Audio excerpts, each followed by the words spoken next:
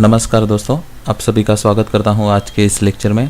आज हम लोग एक्सेल में एक बढ़िया सा टॉपिक सीखने वाले हैं जिसका नाम है एमआईएस। सबसे पहले जान लेते हैं एमआईएस होता क्या है। तो एमआईएस का फुल फॉर्म है मैनेजमेंट इंफॉर्मेशन सिस्टम। आप उसे सिस्टम भी बोल सकते हो, मतलब मैनेजमेंट इंफॉर्मेशन सिस्टम जो आखिरी वर्ड है जिसे कहा जाता है सिस्टम, उसे सिस्टम के अलावा आप सर्विसेज भी कह सकते हो, यानी कि मैनेजमेंट इंफॉर्मेशन सर्विसेज।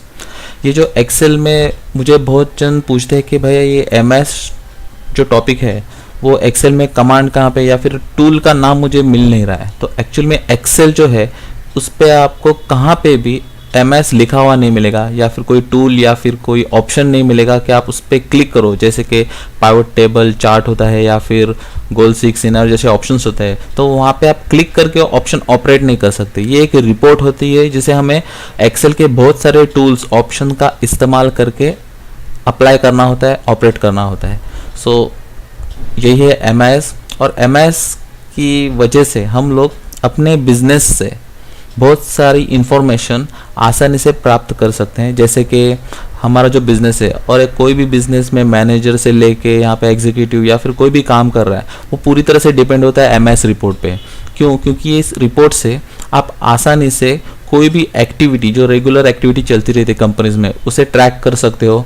उसमें कोई भी प्रॉब्लम्स आ रहा है तो उसे प्रॉब्लम्स को आइडेंटिफाई कर सकते हो, उसके ऊपर सोल्यूशन के ऊपर अच्छी तरह से डिसीजन ले सकते हो और जो भी आपका काम चल रहा है, जो भी प्रोग्रेस हो रहा है उसके ऊपर आसानी से ट्रैक भी रख सकते हो, ध्यान रख सकते हो ताकि वो काम बराबर चल रहा है कि नहीं।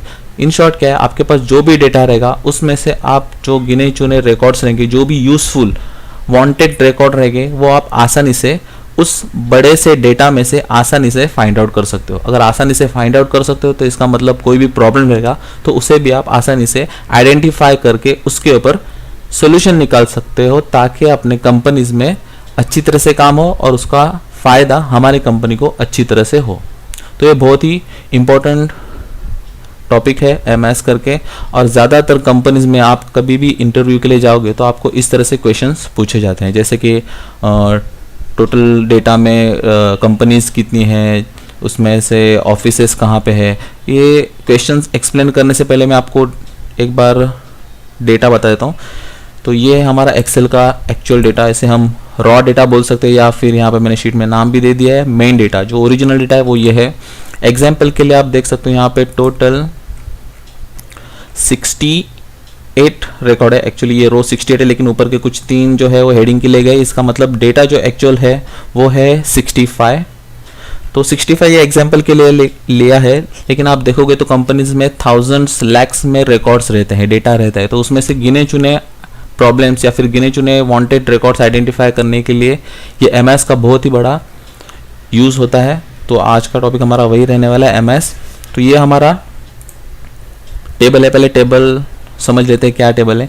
ये एक कंपनी है जिनके जो ये मोबाइल का कंपनी है। तो ये कंपनी मोबाइल का बहुत सारे प्रोडक्ट जो बहुत सारे कंपनी के मोबाइल्स परचेस करती है और सेल करती है, और उनके जो कंपनीज है वो अलग अलग स्टेट में कंट्रीज़ में है। तो ये देख सकते हो यहाँ पे डेट लिखी हुई है, उसके बाद कंपनीज के नाम है। जैसे मोबाइल की कंपनी आपको मालूम है सैमसंग, एलजी, एप्पल, सोनी, इस तरह से बहुत सारे कंपनीज है जो बार बार रिपीट भी हुए हैं। उसी के साथ उनके प्रोडक्ट के नाम, जैसे सैमसंग के बहुत सारे प्रोडक्ट्स होते हैं।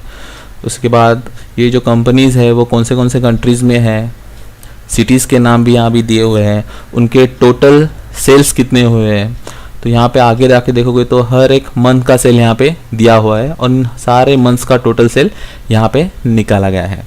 तो ये एक एग्जाम्पल के लिए हम लोग ने छोटा सा डेटा लिया है। फिर से हम लोग क्वेश्चंस पे आते हैं कि इंटरव्यू में किस तरह से क्वेश्चन पूछे जाते हैं। फॉर एग्जांपल इसी तरह का डेटा आपको इंटरव्यू में दिया जाता है या फिर एक्चुअल में आप कहाँ पे वर्किंग में हो तो वहाँ पे आपके पास ऐसा डेटा रहेगा जिसके ऊपर आपको ये इंटरव्यू के क्वेश्चंस, या फिर आप वर्किंग में हो तो ये जो क्वेश्चंस है या फिर इस तरह से काम जो है हमारा ऑफिस में रेगुलरली चलता रहता है। अगर आप काम करो तो इसी क्वेश्चंस पे आपको काम करना होता है। जैसे कि टेबल में टोटल कंपनीज कितनी है, कंपनी के ऑफिसेस कहाँ पे है, कौन सा प्रोडक्ट कौन सी कंपनी ऑफर कर रही है, मतलब कंपनी के प्रोडक्ट कौन से है पर्टिकुलर कंपनी के, उनकी मंथली सेल क्या है, बेस्ट सेलर कौन है मंथ का, कौन सा प्रोडक्ट ज़्यादा से ज़्यादा सेल हुआ है, हाईएस्ट प्राइस क्या है, लोवेस्ट क्या है। इस तरह से आप बहुत सारे क्वेश्चंस आपको इंटरव्यू में पूछे जा सकते हैं या फिर आपके रोज के कामों में इनका रेगुलर आना जाना होता है या फिर इन पे काम करना होता है आपको। तो शुरुआत करते हैं। सबसे पहला क्वेश्चन है हम लोग का, जो कि है total companies in table. Table में टोटल कंपनीज कितने वो आइडेंटिफाई करना है। तो हम लोग हमारे रॉ डेटा या फिर ओरिजिनल जो डेटा है वहाँ पे जाते हैं। अब एमएस रिपोर्ट में या फिर आप कोई भी एक डेटा बना रहे हो तो डेटा बनाते वक्त भी कुछ प्रिकॉशंस लेने होते हैं। जैसे कि आप देख पाओगे कि यहाँ पे मैंने हेडिंग्स दिए हुए हैं, इसमें से कोई भी हेडिंग्स रिपीट नहीं होनी चाहिए। मतलब कि समझो यहाँ पे मैंने कंपनी नेम करके हेडिंग दिया और आगे जाके आप देख सकते हो कि कहाँ पे भी कंपनी नेम करके हेडिंग रिपीट नहीं हुआ रहेगा। अगर आपका हेडिंग रिपीट हो रहा है तो प्रॉब्लम आ सकती है। तो उसके हिसाब से आपको डेटा बनाना होता है। और एक चीज़ जो ध्यान में रखनी है वो मतलब कि कोई भी कॉलम या फिर कोई भी रो ब्लैंक नहीं होना चाहिए इस तरह से, मतलब कंटिन्यूएशन रहना चाहिए। तो एक ध्यान रखो, एक हाथ सेल कोई तो नहीं रहेगा तो चल जाएगा, लेकिन कोई ना कोई पूरा कॉलम और रो डिलीट या फिर उसमें डेटा ही नहीं है, रिकॉर्ड ही नहीं है, ऐसा नहीं होना चाहिए। ये कंटिन्यू होना चाहिए टेबल। और एक बात मतलब अगर यहाँ पे आपने टेक्स्ट लिए है तो कंटिन्यू टेक्स्ट रखो। अगर डेट फॉर्मेट लिया है तो डेट ही रखना। कहाँ पे नंबर लिखे है तो नंबर ही रखो। ऐसे इस तरह से अपना डेटा जो है वो कंसिस्टेंट रहना चाहिए। जिस तरह से टेक्स्ट की जगह पे टेक्स्ट ही लिखो, नंबर्स की जगह पे नंबर्स आना चाहिए, ताकि अच्छी तरह से रिकॉर्ड आप मेंटेन कर पाओ और आगे जाके कोई भी तकलीफ आपको ना हो। तो ये प्रिकॉशंस कुछ तो लेने होते हैं। जैसे कि स्टार्टिंग में बताया, कोई भी एम्प्टी रो कॉलम मत रखना और डेटा कंसिस्टेंट रखना, यानी कि डेट की जगह पे डेट, टेक्स्ट की जगह पे टेक्स्ट और नंबर्स की जगह पे नंबर्स रहने चाहिए। ओके, ये प्रिकॉशन आपको रखना है। तो शुरुआत करते हैं। हमारा पहला क्वेश्चन था वो है टोटल कंपनीज कितनी है। तो यहाँ पे एमएस रिपोर्ट के लिए मैं पहला ऑप्शन इस्तेमाल करने जा रहा हूँ, वो है पाइवोट टेबल। धीरे धीरे हम लोग आगे जाके बहुत सारे ऐसे ऑप्शंस इस्तेमाल करेंगे, जैसे कि आगे जाके हम लोग पाइवोट चार्ट भी इस्तेमाल करने वाले हैं एमएस रिपोर्ट के लिए। फिलहाल हम लोग पाइवोट टेबल देखेंगे, उसके थ्रू हम लोग एमएस रिपोर्ट जनरेट करने वाले हैं। तो पाइवोट टेबल में जा रहे हैं। अब यहाँ पे आपको कहाँ पे भी कर्सर रखना होता है, सिलेक्शन रखना होता है कोई भी एक सेल में, सिर्फ पाइवोट टेबल में जाके क्लिक करना है। जैसे मैंने पाइवोट टेबल पे क्लिक किया, आप देख सकते हो थोड़ा सा चेंजेस हो गया है। वो मतलब यहाँ पे एक विंडो आ गई है और उसी के साथ साथ आप देख सकते हो पूरा टेबल जो है वो सिलेक्ट हो गया है। ओके,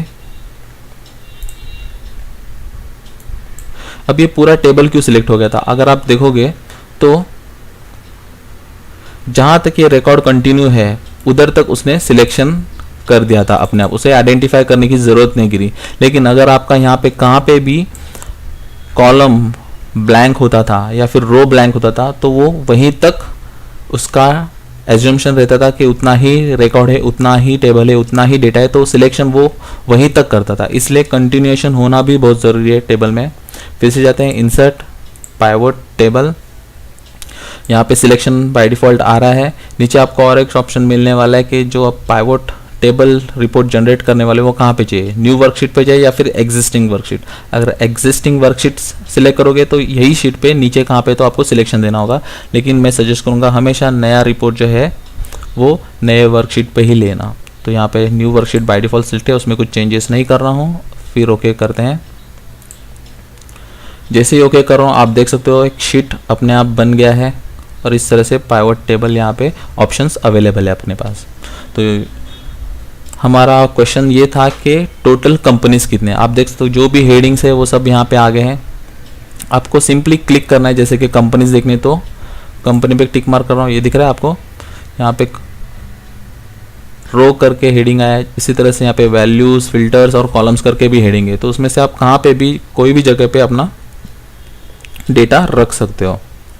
बाय डिफ़ॉल्ट ये रो में ही जाने वाला है। अगर कोई वैल्यूज रहेगा, नंबर्स रहेंगे तो वो अपने आप वैल्यूज में आ जाएंगे, वो आगे जाके देख ही लेंगे। फिलहाल हमें पहला क्वेश्चन क्लियर करना है, जिसका जो क्वेश्चन था कंपनी नेम। तो यहाँ पे कंपनी नेम पे क्लिक कर रहा हूँ। आप देख सकते हैं यहाँ पे कंपनीज आ गई है। आपको अगर काउंट करना रहेगा तो आप आसानी से काउंट भी कर सकते हो। यहाँ पे काउंट आ रहा है, टोटल 6 कंपनीज है। यहाँ पे 6 ही दिख रहे हैं, लेकिन आप अगर मेन डेटा में जाओगे तो आपको नंबर ऑफ कंपनीज दिखेंगी। लेकिन सैमसंग ये दिख रहा है यहाँ पे बहुत बार रिपीट हो गया है, वैसे ही एलजी भी रिपीट हो रहा है, एप्पल कंपनी, सोनी कंपनी बहुत बार रिपीट हो रहा है, इसलिए डेटा 64 रोज में बढ़ गया है। लेकिन पाइवट टेबल के थ्रू हम लोगों ने आसानी से आइडेंटिफाई कर लिया कि टोटल इंडिविजुअल कंपनीज कितने हैं। तो हाँ भाई, ये टोटल कंपनीज जो है सिर्फ 6 है। तो इस तरह से आसानी से आप रिकॉर्ड आइडेंटिफाई कर सकते हो। जैसे मैंने बाहर कहाँ पे भी क्लिक किया तो आप देख सकते हो पाइवट टेबल का ऑप्शन था वो डिसेबल हो गया। अगर फिर से वो आप उसे अवेलेबल करना है तो आपको क्लिक करना होगा अपने इस रिकॉर्ड पे। जैसे क्लिक कर रहा हूँ आप देख सकते हो ये पाइवट टेबल फील्ड से आ गई है। तो इसी के साथ मुझे इनका वैल्यूज़ भी देखना है, तो आप आसानी से वैल्यू सेल्स भी देख सकते हो उनका कंपनीज का। तो यहाँ पे आपको क्लिक करना है तो ये वैल्यूज़ अपने आप यहाँ पे चली गई है, दिख रहा है। आप आसानी से एप्पल का टोटल सेल्स भी देख सकते हो, आइडेंटिफाई कर सकते हो किस तरह से करना है। ये एक मेथड हो गया। अब हम यहाँ पे पाइवट टेबल में जो भी रिकॉर्ड इंसर्ट कर रहे थे रो वाइज या फिर वैल्यूज़ में, तो वो एक तो सिंगल क्लिक करके हम लोग ने ऐड किया, उसे फिर से क्लिक करोगे तो डिसएक्टिवेट हो जाएगा, वहाँ से चला जाएगा। ये एक मेथड हो गया टिक करके। या फिर आपको जहाँ पे चाहिए उसे आप रख सकते हो। जैसे कि मुझे कंपनी नेम जो है कॉलम वाइज चाहिए थे तो मैं कॉलम में रख सकता हूँ इस तरह से, और जो टोटल सेल है वो इस तरह से। तो जैसे आपको रिकॉर्ड चाहिए आप उस हिसाब से इन्हें रख सकते हो, आइडेंटिफाई कर सकते हो। या फिर जो आपके नेचर के हिसाब से, आपको अगर आप रोज़ इस पर काम कर रहे हो, आपको लग रहा है कि मुझे इस तरह से देखना अच्छा लगता है तो आप इस तरह से देख सकते हो। लेकिन अपने पहले हम लोग ने जो पहला वाला रिकॉर्ड देखा था वो बहुत ही बेहतरीन था। तो आपके ऊपर है किस तरह से रिकॉर्ड मेंटेन करना है।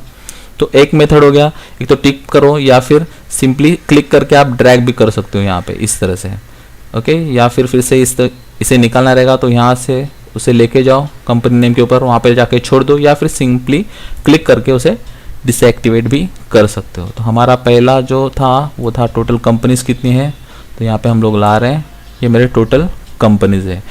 तो यहाँ पे हमारा पहला जो क्वेश्चन था वो तो हम लोग ने क्लियर कर दिया, जो टोटल कंपनीज हमें पता चल गई है।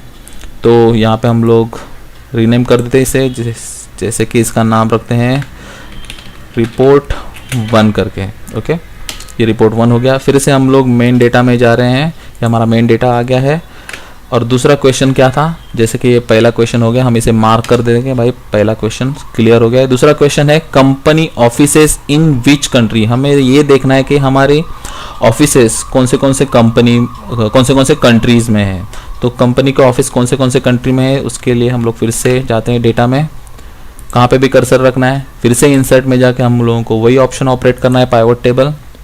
यहाँ पे कोई भी चेंजेस नहीं करना है। देन ओके करने के बाद हमारा क्वेश्चन था कौन से कंट्री में हमारा कौन सा कंपनी है। तो यहाँ पे आपको पहले सिलेक्ट करना है कंट्री, जो मैं रो में ला रहा हूँ, और उसी के साथ उसके नीचे मैं दे रहा हूँ कंट्री के बाद कंपनी नेम। तो कंट्री के नीचे कंपनी नेम आना चाहिए इस तरह से। आप देख सकते हो अफगानिस्तान में एप्पल का कंपनी है, नोकिया, सैमसंग, सोनी का है। उसी तरह से ऑस्ट्रेलिया में एप्पल का भी कंपनी है, उसी के साथ मेरा LG का भी है। इस तरह से कंपनी है आप बोल सकते हो, या फिर ये कंपनी के प्रोडक्ट मैं सेल करता हूँ ये कंट्री में। इस तरह से आप रिकॉर्ड आइडेंटिफाई कर सकते हो आसानी से। तो लो, ये दूसरा क्वेश्चन भी हमारा क्लियर हो गया। अफगानिस्तान में मतलब अफगानिस्तान ये कंट्री होगा, उसमें ये कंपनीज है हमारे, ऑस्ट्रेलिया में ये कंपनीज है, चाइना में ये कंपनीज है, फ्रांस में ये कंपनीज है। तो इस तरह से हमारा ये दूसरा क्वेश्चन भी क्लियर हो गया है। तो यहाँ पे रिपोर्ट दूसरा जनरेट हो गया है, सो रीनेम कर देते हैं रिपोर्ट 2। फिर से मेन डेटा में जाते हैं और उसी के साथ देखते हैं हमारा नेक्स्ट क्वेश्चन क्या था। इसे भी मार्क कर देते हैं कि सेकेंड क्वेश्चन कंप्लीट हो गया है। थर्ड वन क्वेश्चन है which product offered by company. Company कौन से प्रोडक्ट ऑफर कर रही है, तो वो भी हम लोग जान लेते हैं। चलो डेटा में आते हैं, फिर से थोड़ा फास्ट करते हैं। इंसर्ट में जाके पाइवट टेबल ओके करता हूँ, और उसी के साथ एक नया शीट ऐड हो गया है। मुझे देखना है कौन से कंपनी कौन से प्रोडक्ट ऑफर करते हैं। जैसे हम लोग ने कंट्री के साथ कंपनी देखा था, उसी के साथ हम लोगों को अभी पहले एक कंपनी नेम डालना है, ओके, उसी के अंडर प्रोडक्ट। तो आप देख सकते हो यहाँ पे आ गया है कंपनी और उसके प्रोडक्ट भी आ गए हैं। तो एप्पल कंपनी के प्रोडक्ट क्या है मोबाइल के, तो आईफोन 6 है, आईफोन 7, आईफोन X, उसी तरह से LG के भी देख सकते हो, नोकिया या फिर सैमसंग तो आप सभी लोग जानते हो, नोट 8, S8, S9, इस तरह से बहुत सारे प्रोडक्ट है। आप आसानी से आइडेंटिफाई कर सकते हो कि मुझे एप्पल के ही प्रोडक्ट देखने, तो आप यहाँ पे रिकॉर्ड के थ्रू, पाइवट टेबल के थ्रू आप जान सकते हो आसानी से। और इन सभी रिकॉर्ड्स को, जैसे कि हम लोग आगे जाके बहुत सारे ऑप्शन इस्तेमाल करने वाले थे, ये रिपोर्ट जनरेट करने को ही हम लोग एमआईएस रिपोर्ट कहते हैं। तो कोई भी डेटा आसानी से हम लोग आइडेंटिफाई कर सकते हैं। तो ये हो गया हमारा रिपोर्ट 3, तो इसे भी रीनेम कर देते हैं। चलो, रिपोर्ट 3 में हम लोग ने देखा कि कौन से प्रोडक्ट कौन से कंपनी के हैं, तो ये भी पता चल गया हमें। फिर से मेन डेटा में आते हैं, नेक्स्ट क्वेश्चन के ऊपर बढ़ते हैं। ये क्वेश्चन भी कंप्लीट हो गया। मंथली सेल देखनी है हमें हर एक कंपनी की, तो भी देख लेते हैं किस तरह से देखना है। तो आगे बढ़ते हैं। सेम मेथड, कहाँ पे भी क्लिक करो, इंसर्ट में जाओ, पाइवट टेबल में जाओ, ओके करना है। एक नया शीट अपने सामने आने वाला है। यहाँ पे हम लोग मंथली सेल देखने वाले, तो पहले कंपनी के नाम डाल देते हैं। यहाँ पे कंपनी नेम रो में डाल दिया, ओके। और उसके साथ हम लोग डाल रहे हैं जनवरी का सेल, मंथली सेल देखना है इसलिए पहले जनवरी का सेल देखते हैं, ओके। तो हम लोग यहाँ पे देख सकते हैं कि एप्पल का जो है वो है 6223, उसी के साथ लिनोवो का भी देख सकते हो, एलजी का देख सकते हो। तो आप यहाँ पे सिर्फ मंथली सेल जैन का देख रहे हो, उसी तरह से आप नंबर ऑफ कंपनीज ऐड कर सकते हो। जैसे कि फेब का ऐड करना है तो फेब का, उसके बाद मुझे सीक्वेंस है, मार्च का नहीं देखना है, तो डायरेक्टली मुझे देखना है मई में कितने सेल हुए, तो मैं सिंपली मई पे जाके उसे ड्रैग कर दूंगा या फिर टिक कर सकते हो आप, ओके, इस तरह से, ठीक है। आप देख सकते हो कि जनवरी में कितना सेल हुआ है, फेब में कितना हुआ है, और उसी के साथ मई में कितना मेरा सेल हुआ है। अब यहाँ पे एक स्टेप और आगे बढ़ते हैं। यहाँ पे आप ड्रॉप डाउन एरो देख सकते हो फर्स्ट कॉलम में, तो यहाँ पे जस्ट क्लिक करना है। मुझे सारे कंपनीज के सेल नहीं देखने, तो सिर्फ मुझे पहले डिसएक्टिवेट कर दो, सिलेक्ट ऑल पे यहाँ पे चेक निकाल देना है। उसके साथ मुझे सिर्फ एप्पल कंपनी के सेल देखनी है, तो यहाँ पे एप्पल सिलेक्ट करके ओके कर देता हूँ। तो आप सिर्फ एप्पल कंपनी के सेल देख सकते हो, मंथली सेल, मतलब कि जनवरी में कितना सेल किया है, फेब में और मई में। उसके साथ कोई और एक कंपनी ऐड करना है, जैसे कि सैमसंग, उसे भी टिक करके ओके कर देता हूँ। आप देख सकते हो यहाँ पे दोनों कंपनी के सेल्स, जो भी पर्टिकुलर मंथ का सेल देखना है आप आसानी से देख सकते हो। अगर आपका डेटा बहुत बड़ा है, इसे पहले रीनेम कर देते हैं दोस्तों, जैसे कि रीनेम, ये 4th रिपोर्ट था हमारा, तो यहाँ पे इसे नंबर दे देते हैं 4। फिर से मेन डेटा में आ जाते हैं। इतने बड़े रिकॉर्ड में से हम लोग आसानी से जो चाहिए वो वांटेड रिकॉर्ड जो भी चाहिए रहेगा आसानी से ढूंढ के एक अच्छी तरह से रिपोर्ट में दिखा सकते हैं। यही काम होता है एमआईएस रिपोर्ट का। बहुत ही बढ़िया ऐसा ये ऑप्शन है, एक्सेल को मानना पड़ेगा, ऐसा ऑप्शन हमें दे के रखा है कि कोई भी आसान चुटकी में हम लोग उसे ढूंढ सकते हैं, हमारा प्रॉब्लम सॉल्व कर सकते हैं। यहाँ पे सिर्फ 65 रिकॉर्ड है, एंट्रीज है, हम लोग एग्जाम्पल के लिए देख रहे हैं, लेकिन एक्चुअल कंपनीज में जो होता है रिकॉर्ड वो थाउजेंड्स में या फिर लैक्स में रिकॉर्ड्स हमारे पास होता है। तो उसमें से आइडेंटिफाई करना बहुत ही आसानी से हम लोग रिकॉर्ड आइडेंटिफाई कर सकते हैं। अब यहाँ पे हम लोग ने 4 क्वेश्चन देख लिए हैं। ये वीडियो थोड़ी सी लंबी हो गई है, इसके आगे के जो भी क्वेश्चंस रहेंगे हम लोग हमारे नेक्स्ट वीडियो में कवर कर देंगे। दोस्तों मैं समझ सकता हूँ ये वीडियो आपको समझ में आई रहेगी ज़रूर। इसी तरह से और वीडियो आपको देखने रहेंगे, तो इस चैनल को सब्सक्राइब और लाइक करना ना भूलें, और उसी के साथ बेल आइकॉन पे ज़रूर क्लिक कीजिएगा, क्योंकि जो आगे के क्वेश्चंस में सॉल्व करने वाला हूँ अगले वीडियो में, वो वीडियो आपको सबसे पहले दिखे, इसलिए बेल आइकॉन पे क्लिक करना बहुत ज़रूरी है। Thank you.